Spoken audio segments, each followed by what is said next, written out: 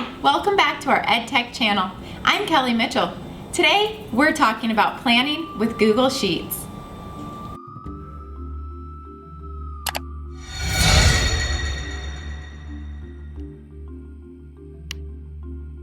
Okay, so let's talk about some basics here. First, what I did is I like to create my calendar how I want it to look and get everything formatted just right. And then I go to that first page I created and I'm going to right-click on the tab and duplicate. After I duplicate it 12 times, I rename those and redate them for each month. So you will see I have already done that down below for this year, 2021-2022 school year. So if you're using this calendar, you do not need to do that step. But if you're starting from scratch, you would want to make your base page and then copy it. That way all of your formatting goes with you. So let's talk about some of that formatting. I like to highlight all of these cells that I might be typing in, and going up here to the top toolbar, I'm going to make sure I wrap the text. That way when I'm typing in this cell, then if I have a whole lot of typing, see how it expands? But then when I click out of it, it's going to wrap that text and keep it within that box for me. If it starts to get really big and I can't see it, I can just click on that box, go up here to the text, and I can change that size. I can change it to make it fit exactly how I want to in that box. Okay, now let's talk about these stickers that I have.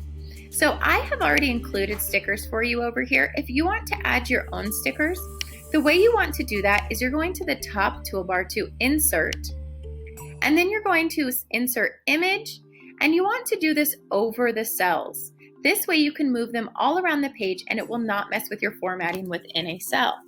So I could insert an image over the cells, and if I wanted to pick something from Google, let's say I'm going to pick a journal because I'm going to use this often for whenever my students are journaling.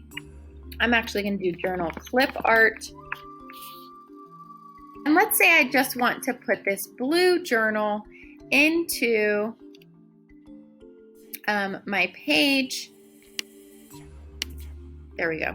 Click on it and insert it. And now you will see that's going to join us on the page, and I can click on it, resize it, move it around. So you can insert any of those images that you think you will frequently use, add them over here to the right. That way when you need them, you can just click and drag. Maybe on Tuesday the 17th, students I know are going to be journaling in their blue journals. We can resize that, and you can even put it next to text. So that's how you might use your stickers. Let's go over here to my to-do list. So I have inserted one column with checkboxes and a separate column for me to type in. In Google Sheets, you cannot do both of these in the same row. So you want to make sure that you have two columns if you're using checkboxes. Now I can click into this one and I can say on my to-do list, I need to update the test for this month. Now it's there. When I have updated it, I can simply click that checkbox and I know it's done. This works really nice if you're collaborating with other team members because you can have a running to-do list, and as a team member does that activity or that task, then they can check it off and everybody else on the team now knows it is done and it's probably in your team's shared drive. So that works really nice for collaboration. So those are some of the basic tools that you'll want to have set up. Once you have all your formatting and everything done, like I said, you're going to go to that tab on the bottom and duplicate. Now, I'll show you a little bit about how we can get into our weekly view. Now, before we do that, I want to show you here, I can't see my weekly view because all of these monthly tabs are taking up space. So let's go ahead and hide those. So you're going to go down to this arrow on the tab and right click. And now I can hide sheet. So I'm going to do this for all of the months that I do not need to see. You can see my weekly view, which is right next to my monthly view. And here's my week one. I like to get it exactly how I want it, like I did right here on this next sheet that I'm going to show you. And what I have done here that makes it really nice, if you do this on the front end and kind of front load a little bit here, then you'll be really happy, because if you take your basic layout and on this right hand side, if you go ahead and link all of your curriculum links, then you can duplicate this, and then you will always have all of your curriculum links. Now, I like to do a different set of weeks for every quarter. That way I can keep them separate. I can save that in my drive as quarter one. Next year I can refer back to it really quickly when I'm making my plans. So to get started, you're going to add all of your links for your curriculum over here on the right. Then you're ready to get started. You'll want to right click and add as many weeks as you need in your planner. And then as you go week by week, you can come up to the top, you can redate this date for the week that you're on, and you can start linking additional documents. Now, what's really great is I linked over here my reading groups, and this goes right to a document that's in my drive. So when I am getting ready to do reading groups, if I have my plans open, I can just click right here. It takes me to my drive to where I keep my notes during reading groups. I have linked videos, and I have also linked curriculum websites. And then you will see down at the bottom, there's sometimes where I just put all of my text into the box. I can also link a unit test, which is this time in a Google form. Okay, so here we are down on the bottom of my plans, and you will see I inserted some images because I really don't need to do a whole bunch of text. My science curriculum is online, it's separated by lessons, so I don't really need to put a lot of writing into this part of my plans. But what I do want is just a quick visual of what we'll be doing that day.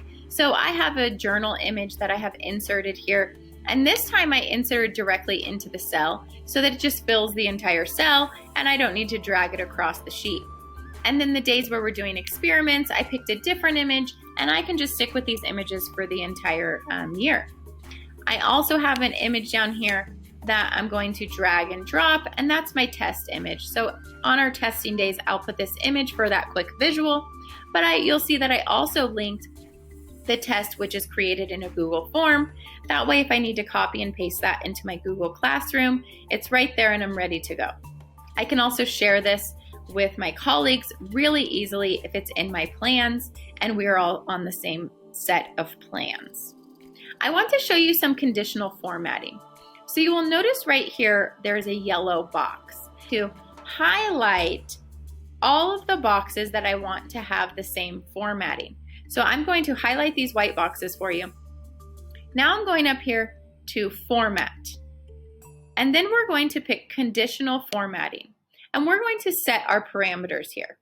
So what we'll do is these cells are the ones we highlighted. And then this next set, we're going to give some rules. And I'm going to say text contains. So it doesn't have to say only this, but as long as I type the word assessment, then my conditions will happen. Okay. So I type the word assessment, that's going to be my keyword. And then the default is I want to color code this. So I'm picking yellow. Anytime I type assessment into one of these cells, it will turn the entire cell yellow. And watch, I'm going to click done. Now I'm going to go here and I'm going to type assessment for you. And you're going to see that it turns the box yellow. This way I have a super quick visual that we have a test coming up and I'm not going to forget about it because it's right there.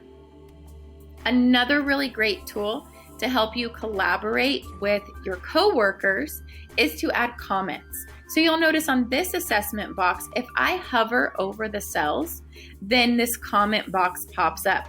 I did not want all of this text in my plans, but I do need it somewhere so that my special ed teachers that I'm working with can see those notes.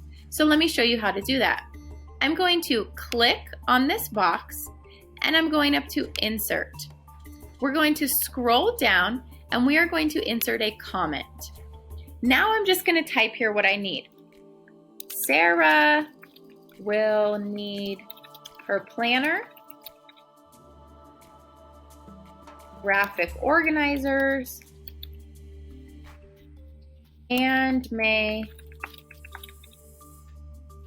have the test read aloud to her. So this way, anybody on my shared document who sees that we have an assessment and they see, click comment, and they see this little orange triangle in the top right corner, if they hover over that box, now they can see my notes, and now I've communicated exactly what those students need for that assessment to be successful. So when those students get picked up from my classroom and they go to a different classroom, then the teacher knows exactly what they're going to do. So now we've added comments, we set up some conditional formatting. Let's talk about adding these links. So you'll see in my notes here, I have a video that I want the students to watch, and I want to make sure that I don't forget where that video is, and I have it for next year. So you're going to highlight your text. So let's put some text in here. And then we're going to highlight. And we're going to go up here to the top toolbar. Let me expand my tools, and we're going to click the link tool, and we're going to insert any link that you have here. That will hyperlink it like I did over here to go directly to that video. So we have talked about some really great tools to help you with your plans so that you can have everything in one place. You can add links to documents, to PDFs, to anything in your Google Drive, to your classroom, to forms. Linking is so super friendly. It's easy to do, and it's really resourceful for you. But what we haven't talked about yet was sharing your plans. So this is one of the biggest things you can do to collaborate and make it very easy for you and other teachers. I have collaborated with my entire team, sometimes just another teacher, and sometimes it might just be teachers like the special ed team or a student teacher. So anybody who you want to have access to your plans so that you can share and collaborate together. That means you can give them editing access and they can add to the plans and you can add to the plans. You can also create it so that it's only viewing access. Let's go up here to the share button on the top right, and you'll see right now this is only for me. So let's change this and let me add a teacher on here who I want to collaborate with. So I have it set right now so it's restricted to just my district. So if I have another teacher in my district who I'm planning with, I can leave that setting as that is.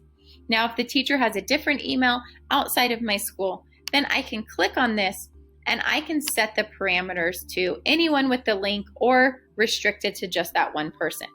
And you can see right now I have it set as viewer, so we can change it to commenter or editor. But I want them to be able to edit because we're going to collaborate on these tools together. Then I'm going to go back up here. I've made sure that the person I'm sharing with has editing access, and now I'm going to type their name in. So I'm going to type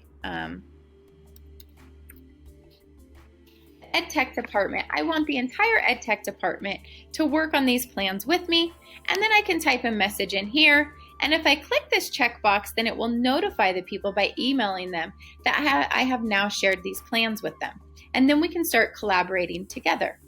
And after you're done, go ahead and click send, and you have now shared your document with those teachers that you chose. Now that we've gone over some of the basics, I do want to show you some options that you have when you're creating your own planner. So I have this one where these boxes are just simply one cell, but you might have a time where you want to separate those into smaller chunks. So I also have this planner, which looks very similar, but you'll notice over here on the left, there are actually 4 or 5 rows that make up these bigger squares. So what that allows me to do is if I click on this square or this cell, I can unmerge so that I can see all of those lines. Let me show you how this might be useful to them depending on the subject.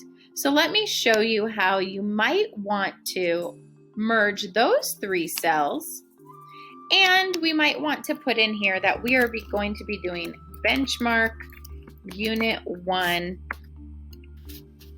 student pages. So that way, I know that all 3 of those days we will be working on the same activity. I can go in here and remember how we did that conditional formatting? I'm going to highlight all of my cells and I'm going to insert some conditional formatting here. So I'm going to format, conditional formatting. So now let me show you how you can, I have 4 activities I want my students to do, and I'm going to copy those, and I'm just going to paste. Thanks for watching. I'm Kelly Mitchell, and this was edtech.aps.edu. Go ahead and check us out for more information or more videos like this.